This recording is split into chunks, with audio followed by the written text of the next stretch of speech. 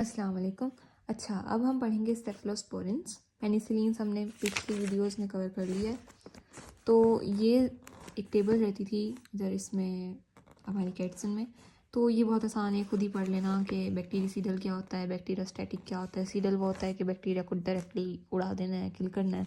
Static क्या होता है कि इनहिबिट करना है बैक्टीरिया को। और भी कुछ टर्म्स हैं, ये MCQ के पॉइंट ऑफ व्यू से आ सकती हैं। अब हम पढ़ेंगे सेफलोस्पोरिन्स। इधर क्लासिफिकेशन है, इसकी फार्माकोकाइनेटिक्स पढ़ेंगे। उसके बाद वही मैकेनिज्म ऑफ एक्शन और रेजिस्टेंस पढ़ेंगे जैसे हमने पेनिसिलिन में पढ़ा है। ठीक है, क्लिनिकल यूजेस में इसमें वहाँ स्पेक्ट्रम्स के हिसाब से वो डिवाइडेड थे। इसमें first generation, second generation, third generation, fourth generation के हिसाब से डिवाइडेड है। ठीक है, बिग कैटसन में फिफ्थ जनरेशन भी है। ठीक है, लिपिनकॉट में एडवांस्ड जनरेशन ड्रग्स लिखा हुआ है उस नाम से। ठीक है, टॉक्सिसिटी और एडवर्स इफेक्ट्स भी पढ़ेंगे। ठीक है, तो पहले कॉन्सेप्ट ले लेते हैं, छोटा सा मतलब नोट्स के हिसाब से ही स्मार्ट स्टडी कर लेते हैं। वो ये है कि cephalosporins derive from the 7 amino cephalosporanic acid. जैसे पेनिसिलिन 6 अमाइनो पेनिसिलिनिक एसिड से डिराइव था, वैसे ये 7 अमाइनो सिफेलोस्पोरेनिक एसिड से डिराइव्ड है। फार्माकोकाइनेटिक्स वही आदमी, absorption, distribution, metabolism, elimination. Absorption IV IM के थ्रू, इंट्रावीनस, इंट्रामस्कुलर, पारेंट्रल देंगे हम। ठीक है, एक्सेप्शन केस जैसे हमारे पास पेनिसिलिन में था वैसे ही हमारे पास यहाँ पर एक्सेप्शन केस है कि सिफेलेक्सिन जो है वो ओरली दी जाती है। बाकी सारी जो सेफलोस्पोरिन ड्रग्स हैं वो पारेंट्रल दी जाती हैं। ठीक है, डिस्ट्रीब्यूशन में ये है कि जनरेशन 1 और जनरेशन 2 ब्लड ब्रेन बैरियर को क्रॉस नहीं करती। जनरेशन 3, 4 ब्लड ब्रेन बैरियर को क्रॉस कर देती हैं। ठीक है, मेटाबॉलिज्म में ये लीवर में मेटाबोलाइज होता है, हिपैटिक मेटाबॉलिज्म है इसकी। एलिमिनेशन मोस्टली यूराइनरी एक्सक्रीशन है, वही यूराइनरी एक्सक्रीशन थ्रू ग्लोमेरुलस और ट्यूबुलर सिक्रीशन। किसी ने मेरी पेनिसिलिन वाली वीडियो नहीं देखी तो पहले वो देख लो, उसके बाद ये बहुत अच्छे से समझ आ जाएगा। ठीक है, यूराइनरी जो है दो तरह से थी, ग्लोमेरुलर और ट्यूबुलर एक्सक्रीशन। ट्यूबुलर एक्सक्रीशन को पेनिसिलिन में प्रोबेनिसिड जो है वो इनहिबिट कर रहा था। यहाँ पर भी प्रोबेनिसिड इफेक्ट करता है ट्यूबुलर एक्सक्रीशन ऑफ सेफलोस्पोरिन। ठीक है, अच्छा, एक्सेप्शन क्या है, बाइल में कौन सी एक्सक्रीट होती है। जैसे पेनिसिलिन में 2 ड्रग्स जो हैं वो बाइल में एक्सक्रीट हो रही थी, वैसे यहाँ पर सेफोपेराजोन और सेफ्ट्राइएक्सोन, ये दोनों ड्रग्स ये जो है ये बाइल में एक्सक्रीट होती हैं। ड्रग्स का नाम रट्टा है, रट्टा ही मारना है, कोई आपके दिमाग में नहीं बिठा सकता जब तक खुद ना बिठाओ उसको। ठीक है, मैकेनिज्म ऑफ एक्शन पेनिसिलिन की तरह है, रेजिस्टेंस भी सेम उसकी तरह है, डिटू। क्लिनिकल यूजेस में आ जाते हैं। फर्स्ट जनरेशन ड्रग्स, एब्रीवेशन मैंने लिखा है सेफ, लेकिन इतना ख़ास ये है नहीं। ठीक है, सिफाजोलिन और सिफालेक्सिन, एक ज़ॉम्बी था उसको लकवा था, तो इस तरह से मैंने याद किया कि सिफाजोलिन और सिफालेक्सिन 2 तरह की ड्रग्स जो हैं फर्स्ट जनरेशन ड्रग्स हैं। सिफाजोलिन जो है पारेंट्रल है, सिफालेक्सिन जो है ओरल दी जाती है। ठीक है, ये दोनों जो है active against gram positive cocci. पहले ही मैंने बोला है, सॉरी वीडियो इंटरप्ट हो गई। तो हम पढ़ रहे थे कि ग्राम पॉजिटिव के अगेंस्ट जो है ये एक्टिव होता है, कोकाई और स्टेफाइलोकोकस। ठीक है, इन दोनों के खिलाफ, और ई कोलाई और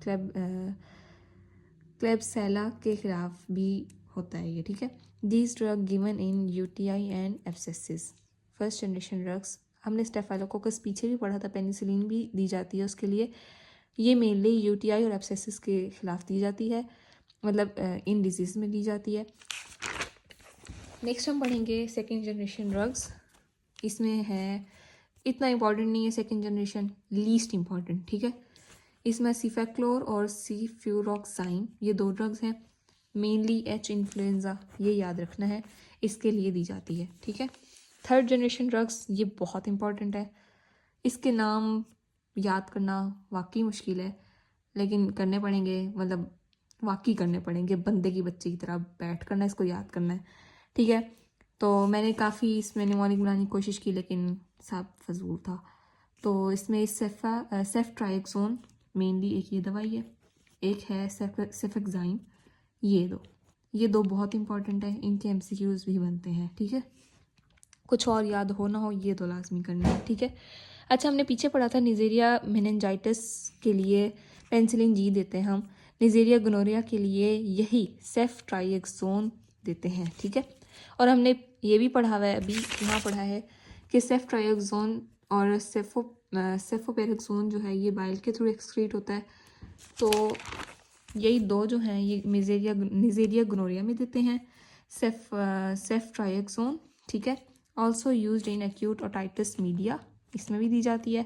सेफेक्साइन जो है ये ओरली दी जाती है और नहीं क्रॉस करती ब्लड ब्रेन बैरियर। हमने अभी पढ़ा है कि फर्स्ट 2 जनरेशन्स जो हैं वो ब्लड ब्रेन बैरियर को क्रॉस नहीं करती, और जो 3rd और 4th जनरेशन है वो ब्लड ब्रेन बैरियर को क्रॉस करती हैं, सिवाय 3rd जनरेशन में सेफेक्साइन के। बाकी सारी ड्रग्स ब्लड ब्रेन बैरियर को क्रॉस करती हैं, ठीक है। ये क्रॉस नहीं करती और ये ओरली दी जाती है, ठीक है। 4th जनरेशन ड्रग्स जिसमें हमारे पास आती है सिफेपाइन, ठीक है। ये अगेंस्ट सूडोमोनास के यूज़ होती है। पेनिसिलिन में भी एक सूडोमोनास के अगेंस्ट यूज़ हो रही थी, ये पिप्रासिलिन और टाइकार्सिलिन, ठीक है। ये भी है। अब सेफेपाइन जो है सूडोमोनास के अगेंस्ट है। अब हम पढ़ेंगे 5th जनरेशन ड्रग्स। गैसोलीन, एक निमोनिक के लिए ही, मतलब याद करने के लिए मैंने ये लिखा है यहाँ पर, सेफ्टेरोलीन। गैसोलीन जैसे गैसोलीन है वैसे सेफ्टेरोलीन एक ड्रग है 5th जनरेशन की जो अगेंस्ट मर्सा काम आती है। मर्सा कॉन्सेप्ट मैंने अभी पीछे दिया था यहाँ पर कि ये मेथिसिलीन रेजिस्टेंट स्टेफाइलोकोकाई है, ठीक है। इसमें ये भी लिखा हुआ था मैंने, सेफ्टेरोलीन वर्क्स करती है इसके अगेंस्ट, ठीक है। तो ये यूँ था। अब ड्रग की टॉक्सिसिटी, जो ड्रग पढ़ेंगे उसकी टॉक्सिसिटी ज़रूर होगी, सेम एज पेनिसिलिन है। अदर एडवर्स इफ़ेक्ट्स क्या हैं कि इंजेक्शन साइट जहाँ हम लोग इसको इंजेक्ट करेंगे उस साइट पे पेन हो सकता है, फ्लेबाइटिस हो सकता है, ठीक है। नेफ्रोटॉक्सिसिटी ऑफ अमाइनोग्लाइकोसाइड्स, पेनिसिलिन के दोस्त हैं, यहाँ इसके दोस्त नहीं हैं अमाइनोग्लाइकोसाइड्स, तो ये नेफ्रोटॉक्सिसिटी भी कर सकते हैं इसकी, ठीक है।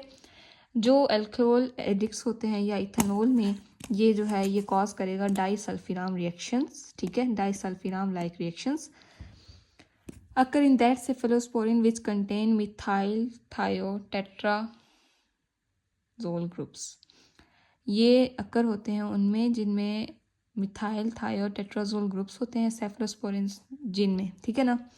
सेफलोस्पोरिन लेम को कवर नहीं करते। लेम क्या है? डिस्टेरिया, एटिपिकल्स, मर्सा, एंटीरोकोकस, इन चीज़ों को ये कवर नहीं करते। They are treated by penicillin ampicillin without aminoglycosides, ठीक है।